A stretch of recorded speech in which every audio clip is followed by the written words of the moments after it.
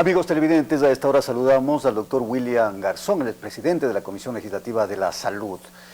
A propósito de la aprobación del Código de la Salud, un documento, un código que se dilató durante el tiempo, se lo aprobó después de casi 8 años, pero no obstante ya fue enviado, entiendo yo, al Ejecutivo para la respectiva sanción.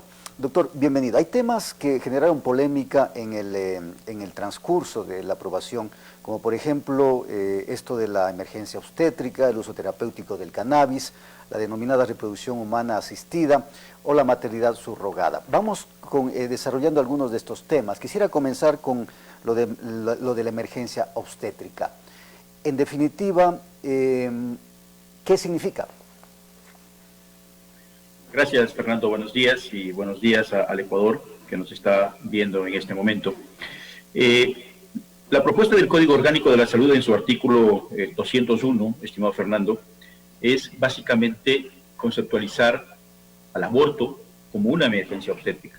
En el Ecuador, en nuestro país, toda emergencia, independientemente de cuál sea, los médicos tenemos la obligación de atenderla. Las casas de salud, los hospitales, sean públicas, sean privadas, hay la obligación de atender una emergencia. No se le puede negar la atención en una emergencia. Y esta no es la excepción. El aborto, por concepto, yo creo que es importante partir del concepto de lo que significa un aborto, y el aborto es cuando ya no hay vida, no hay el latido cardíaco. Entonces, cuando nos llega una paciente, cuando nos llega una mujer con un sangrado y el médico, después de realizarle los exámenes respectivos, los exámenes complementarios, diagnostica un aborto, esa paciente tiene que ser atendida inmediatamente porque si no puede fallecer. Básicamente esa es la propuesta, que es un tema de orden netamente técnico, médico, científico, y esa es la responsabilidad del médico, atender esa emergencia obstétrica para poder salvarle la vida a la paciente. ¿Eso no significa despenalizar el aborto? Bajo ningún concepto el Código Orgánico de la Salud despenaliza el aborto. Bajo ningún concepto una mujer va a poder llegar a una emergencia o a un hospital a decir yo quiero abortar. Eso es penado en el Ecuador. Así es que yo creo que eso hay que clarificarlo y decir las cosas como son. Lamentablemente, o se ha tergiversado con buena o con mala intención esta propuesta del Código Orgánico de la Salud, cuando dista mucho de lo que se está diciendo. Reitero, en ningún momento el espíritu del Código Orgánico de la Salud o de este artículo es despenalizar el aborto. ¿Qué se entiende por reproducción humana asistida, doctor? Esta es otra propuesta en el Código Orgánico de la Salud, Fernando, cuando hablamos sobre todo de la maternidad subrogada. Y esta es una actividad que se la realiza en el Ecuador hace muchos años. Y el gran inconveniente que existe el día de hoy es que esta ha sido una actividad que no ha tenido ningún control, que no ha tenido ninguna regulación en absoluto. Se ha convertido en un negocio, dicen, los denominados vientres de alquiler, etcétera. Hoy por hoy es un vientre de alquiler. Hoy por hoy no sabemos quiénes lo realizan, no sabemos en qué casas de salud lo realizan, no sabemos si es que están capacitados los médicos para realizar este tipo de actividades. Y lo más grave, que grandes empresas se están aprovechando de la situación económica, sobre todo de las mujeres más pobres, para involucrarlas en este tipo de actividades. Pero, ¿qué es pero ¿qué es lo que hace, doctor, el Código? ¿Prohibir este tipo de prácticas o regularlas? Las regula porque sería irresponsable, Fernando, frente a una actividad que se está haciendo en el Ecuador, no controlarla y no regularla. Y lo que está haciendo el Código es regular esta actividad. Primero, que los centros de salud o las casas de salud que se dediquen a este tipo de actividad sean calificadas, cumplan con una serie de requisitos, cumplan con los protocolos respectivos para poder realizar los profesionales que estén capacitados. Y lo otro es que este debe ser un tema netamente altruista, que no debe haber ningún tipo de derogación. Y otro aspecto fundamental que se colocó en el Código Orgánico de la Salud es la prohibición tácita de realizar este tipo de actividades en niñas y adolescentes, que no existe hoy en la legislación. Es decir, en términos generales, lo que se prohíbe, es decir, se regula esta práctica, pero se prohíbe, por ejemplo, que una persona humilde preste su vientre a cambio de, qué sé yo, $5,000, $8,000, $10,000, $20,000, para concebir. ¿Eso se prohíbe, doctor? Está prohibido, eso se prohíbe en el Código Orgánico de la Salud. Sabemos por información que obtuvimos en su momento que procedimientos de esta naturaleza están cobrando entre 15,000 y 20,000 dólares, pero se están aprovechando y poniendo en riesgo la vida de las mujeres y de las más pobres, como decía hace un momento, porque los que se están llevando la plata son las grandes empresas.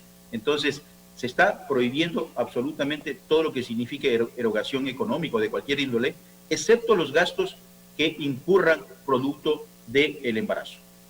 Doctor, uso terapéutico del cannabis, ¿cómo se va a tratar en este momento? Entiendo que la ley establece que se lo trate al cannabis como cualquier medicamento. El Código Orgánico de la Salud tiene como competencia exclusivamente, Fernando, el control, y que eso es lo que propone, la regulación y el control del uso terapéutico del producto como tal. Recuerde que el COIP ya despenalizó en el Ecuador la siembra, cultivo y cosecha. En el Ecuador eso no está penalizado. Y lo que hace el Código de la Salud es regular y controlar el uso de este producto que va a necesitar ciertos requisitos para que se pueda utilizar.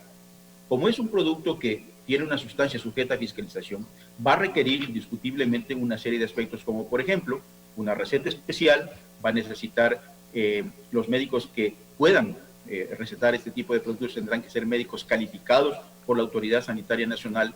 No va a poder una persona ir a una farmacia a decir yo quiero gotas de cannabis. Tiene que tener la receta y van a haber ciertas farmacias que también serán las autorizadas para poder vender este producto. Será la Autoridad Sanitaria Nacional la que indique en qué patologías se pueden utilizar el cannabis y también, inclusive, de acuerdo a la patología, la dosis que se requiere para estas determinadas patologías. Es decir, no va a haber venta... Sí, doctor, no se establece la venta libre de medicamentos a base de cannabis. No hay venta libre, inclusive está prohibida la publicidad de este tipo de productos, en el código lo establece, y tiene que ser regulada bajo estos parámetros que le indiqué hace un momento. ¿Qué pasa con la siembra, cultivo y cosecha del cannabis? ¿Se contempla eso dentro del código? Para nada. Nosotros teníamos anteriormente en el Código Orgánico de la Salud la propuesta donde se le entregaba, donde la Autoridad Sanitaria Nacional tenía la competencia de entregar licencias para la siembra, cultivo y cosecha. Eso se lo retiró porque el Código Orgánico Integral Penal ya trató este tema, despenaliza la siembra, cultivo y cosecha en el Ecuador. Por lo tanto, la competencia del Código Orgánico de la Salud es netamente control y regulación ya del producto como tal. Doctor, ¿qué dice el código en torno a garantizar este derecho, que también lo contempla la Constitución, este derecho a recibir una salud en el momento adecuado, una salud de calidad, que el Estado provea de los recursos necesarios para que esto se garantice? Porque estamos viendo, por ejemplo, situaciones como aquellas personas que tienen enfermedades consideradas catastróficas, que no reciben los servicios de salud en el tiempo determinado, por un lado, y por otro, no reciben los medicamentos. Entonces, ¿garantiza el código esta posibilidad? Por supuesto que sí. Yo creo que eso es un aspecto fundamental.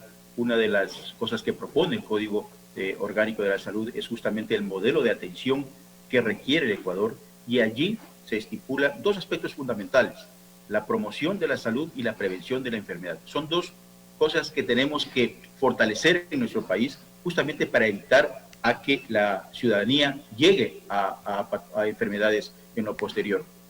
Y el Código Orgánico de la Salud lo que hace es garantizar desde el punto de vista financiero que el Estado tenga la obligación de cumplir con el presupuesto que requiere el Sistema Nacional de Salud, y eso implica indiscutiblemente la dotación de medicamentos, garantizar la dotación de medicamentos. Tenemos un capítulo especial para lo que significa enfermedades raras, catastróficas inclusive, que hoy hemos visto una gran cantidad de problemas en ese sentido, y de esa manera nosotros lo hemos trabajado. Este es un código que una de las grandes fortalezas ha sido haberlo construido con participación ciudadana, y allí tuvimos la oportunidad de recibir a miles de personas pacientes con enfermedades raras, pacientes con enfermedades catastróficas, pacientes con cáncer, que se quejaban de esta dificultad de no tener los medicamentos. Así Doctor, es que el código lo que hace es garantizar a través de diferentes artículos esta necesidad. Doctor, usted habló de un tema muy importante que es la prevención, porque se ha dicho que el Estado incluso podría ahorrar recursos en salud si es que se tiene una buena prevención de ciertas enfermedades, de ciertas patologías.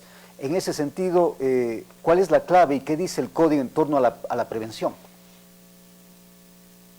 Usted va a encontrar lo que significa prevención de la salud a lo largo y ancho del Código Orgánico de la Salud como un aspecto crucial, como un aspecto fundamental.